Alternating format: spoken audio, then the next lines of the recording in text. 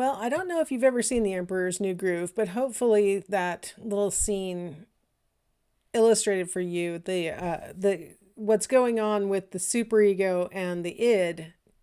The superego being the angel, and the id being the devil, and the head, Krunk's head, is the ego trying to decide which argument he should go with, the angel's argument, which is the superego, or the devil's argument, which is the id.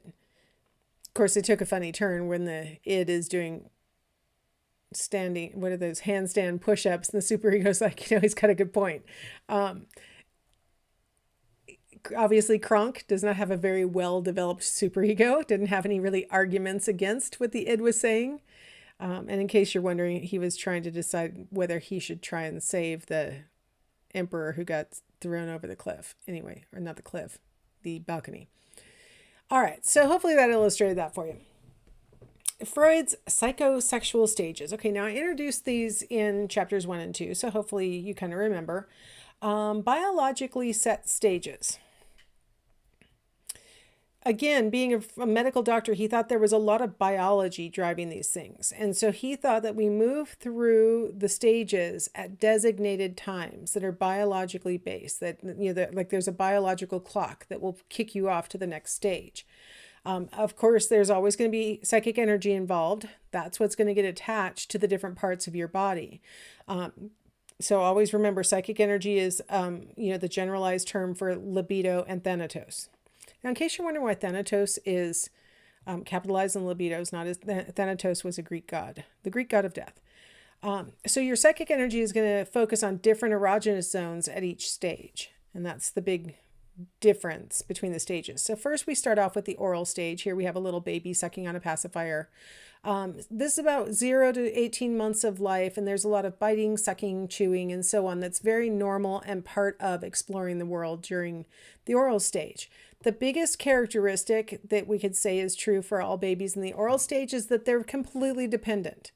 They, for part of this time, can't move, they can't feed themselves, they just are completely dependent. And so that's a really important factor that we're going to come back to in a little bit. But the idea that, they use their mouths to collect information. If you've ever seen a baby, they put things right into their mouth, and it's like they'll mouth it and then they'll look at it. They're getting information from it. And they also use their mouths to get nutrition.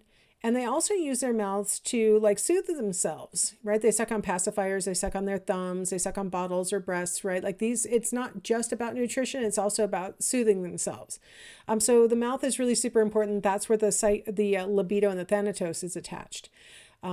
All the things that the mouth does that are life affirming, that would be the libido at play. Anything that is harmful, like biting someone else or, eating things that you're not supposed to eat and things like that, that would be thanatos, because thanatos is like, I don't care if it's harmful, but it feels good, right? As long as it feels good.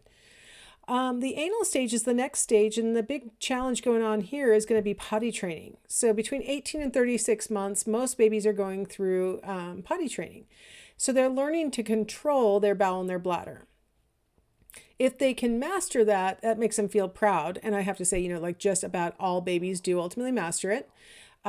If they fail and they have an accident, that produces shame for them. Like they know that they were supposed to be, using the potty now, and then they wet their pants. They're very upset about it. It's very shameful for them.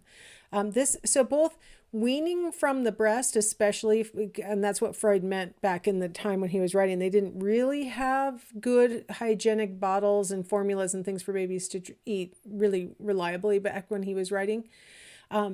Weaning, he said, was a big opportunity for trauma for babies. Timing of the weaning is really super important. Timing of potty training is really super important according to Freud. So these are going to be important things, and we'll get a little bit more to timing in a second.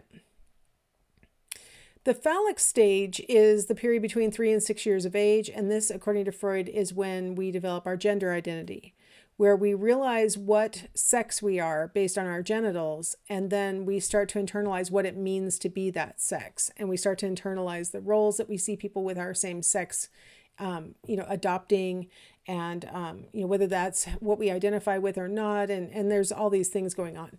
The biggest, most important thing going on is the Oedipal complex.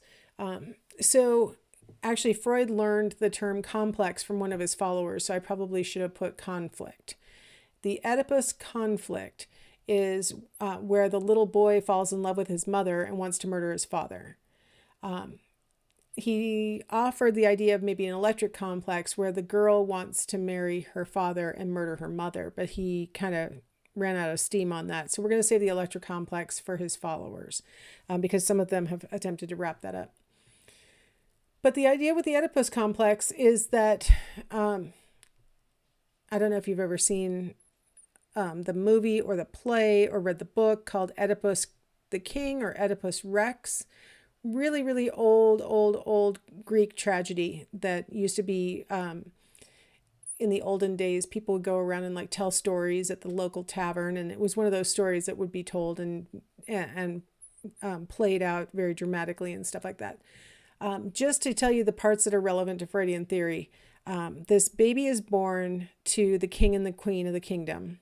And the soothsayer comes and looks at the baby and says, this child will grow up to murder his father and marry his mother.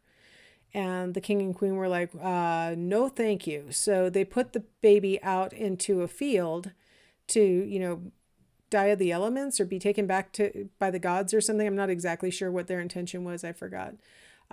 It doesn't matter because it didn't happen. The local sheep herder came and found this baby crying in his field, and he takes it back to his wife, who had been unable to have any children, and said, mother, look, the gods have given us a baby. And they named it Oedipus, and they raised it as their own because they thought it had been given to them.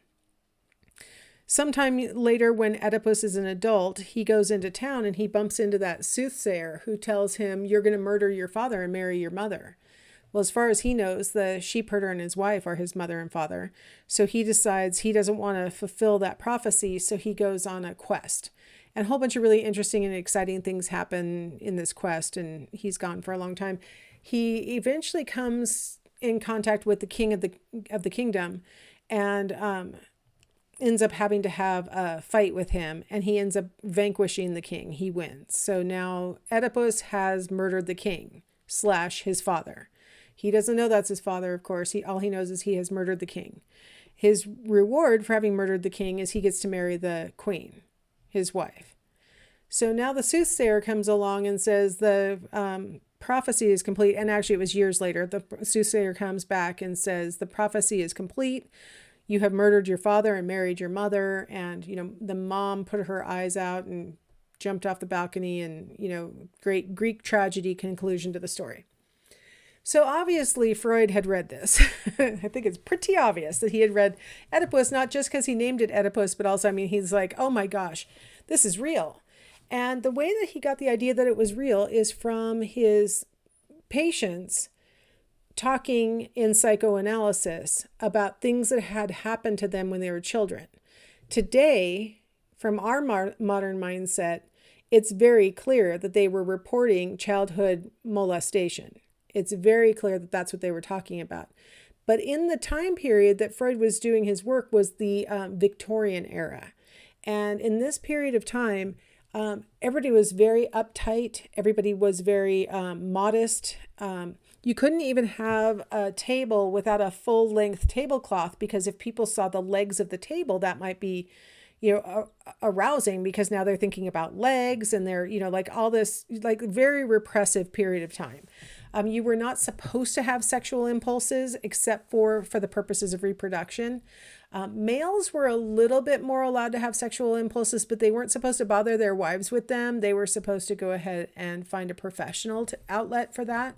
They weren't supposed to masturbate. That was not the solution. That was wrong. And so it was a very repressive period of time. And so when we hear that Freud did not put it together for what it was, we have to remember that he honestly, it was like unspeakable. Like there was no way that this stuff could be true. Today we know that it probably was true, and that's probably what his clients were telling him about.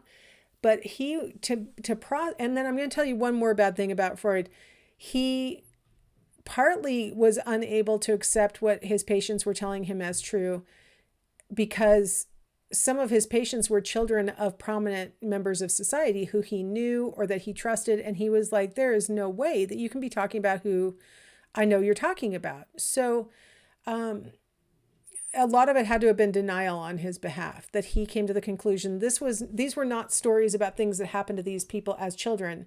These were wishes that these people had had as children, and that they had wished that their opposite sex parent was attracted to them, and that they wished that they had them for themselves and stuff like that. So he developed the Oedipus conflict as sort of this period of tension where the little child falls in love with their opposite sex parent and wants to marry their same sex parent. Falls in love with their opposite sex parent, wants to murder their same sex parent.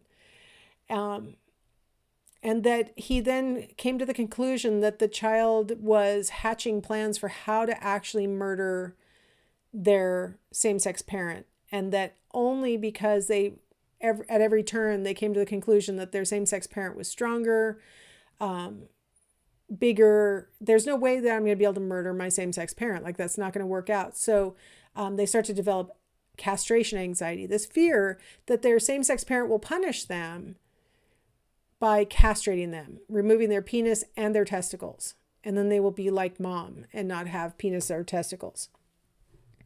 So through that castration anxiety, they repress the lust that they've been feeling towards their moms, identify with their dads so that hopefully someday when they grow up, they can have someone like mom as their wife. So that's the solution to the Oedipal conflict for Freud, is to ultimately identify with your same-sex parent. And he said that's how children internalize their gender role. They realize what sex they are, they identify with their parent who shares their sex, and they take on the likes, dislikes, and style of dress and modes of behavior and all these things because they have come to identify with their same-sex parent. All right. The next stage is called the latent stage, and I put a little friends forever picture there because the idea here is that between 6 years and puberty, there is no body part, there is no erogenous zone where all of the psychosexual, psychic energy is attached. Again, this is more Freud's followers than Freud, who argued that really there were these social and academic demands that all of this psychic energy was directed towards. And so trying to be a good student or have platonic friendships and these kinds of things are the focus of the latent period. That it's not that there's nothing psychic going on during this period. It's just that there's no body part that the psychic energy is attached to. The last stage is the genital stage, and I put wedding rings here because Freud really believed that from puberty on, you enter this period of mature sexual interests. I mentioned that an adult in the Victorian era shouldn't masturbate. According to Freud, the reason for that is because as a full-fledged adult, your sexual desires should be directed at reproduction, and that's it. Masturbation, according to Freud, was fine up until puberty. And then once you reach puberty, it's kind of funny because I teach human sexuality and it's like flipped because after puberty is when really a person should be engaging in more masturbation. But Freud said now at this point is when you should be finding a mate and trying to reproduce. So from puberty on, he says we should be in this period of mature sexual interests.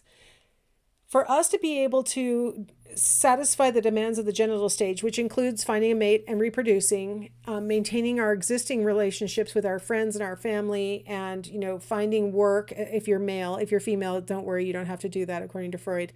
But having all these pressures on us means that there's a lot of stress on an adult. And so Freud says it's really super important that we arrive at the genital stage with all of our psychic energy in place, with, having had all of the needs that we experienced during the different stages, having been adequately met so that when we reach the genital stage, we are as healthy as we can be. Well, I don't think you'll be very surprised to find out that Freud thinks that most of us don't have our needs adequately met at the different psychosexual stages. And as a result, most of us don't arrive at the genital stage with all of our psychic energy intact. We've left parts of our psychic energy at previous stages where we can tell that through some of our behaviors. So that's a really nice place for us to stop. We will come back in the next segment and we will talk about what a fixation is. So I will see you in the next recording.